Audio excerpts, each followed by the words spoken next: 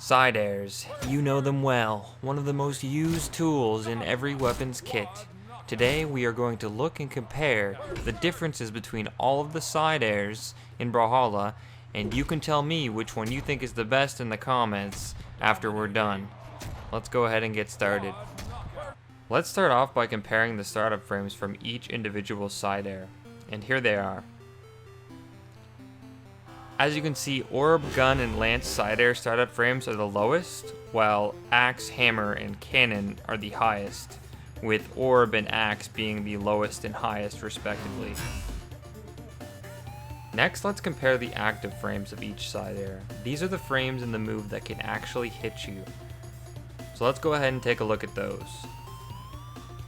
As you can see, Lance has the most active frames on a side air, along with Gauntlets and Guns, but Guns are the longest active frames on a side air that is driftable and doesn't move your character. At the lower end of the spectrum, we have Spear as the lowest active frames on any side air, only 3 frames, and Sword, Axe, Hammer, and Bow, and Scythe all having 5 frames right above it. Next, let's compare the recovery frames on each side air. These are the frames it takes before you can take control of your character again and do anything you want to after you use the side air. So let's go take a look at those. And as you can see, the lowest recovery framed move of a side air in the game is Unarmed. Unarmed side air, only 11 frames.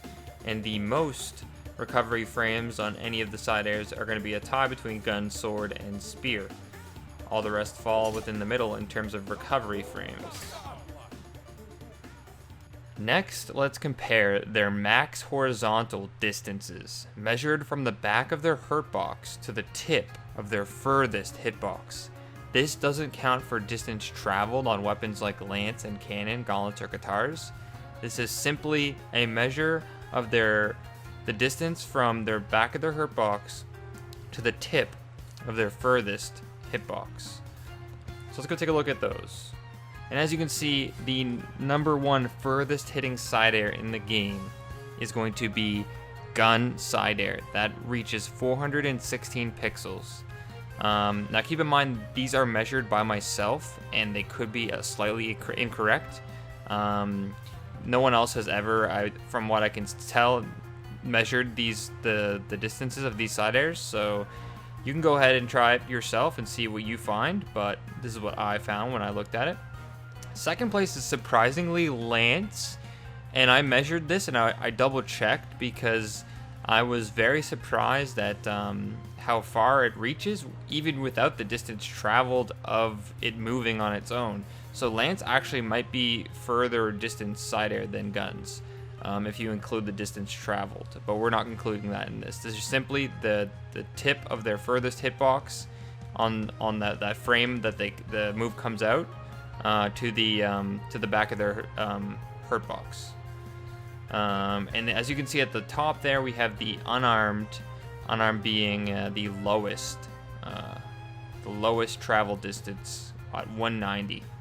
So hopefully you guys like that information. It's pretty useful. I don't think anyone else has ever tried to figure out how far each side air goes, so enjoy. Next, let's go ahead and compare the damage of each individual side air from a 5 force legend to a 5 defense legend, that is. How much damage that each side air does. So let's go ahead and take a look at those. And as you can see, Unarmed does the least amount of damage, along with Sword and Orb, Bow, Scythe, and Gauntlets, tied at 15.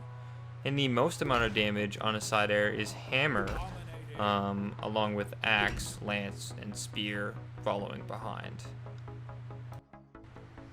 Finally, let's test to see when a side air will kill from the edge of the stage on Shipwreck Falls.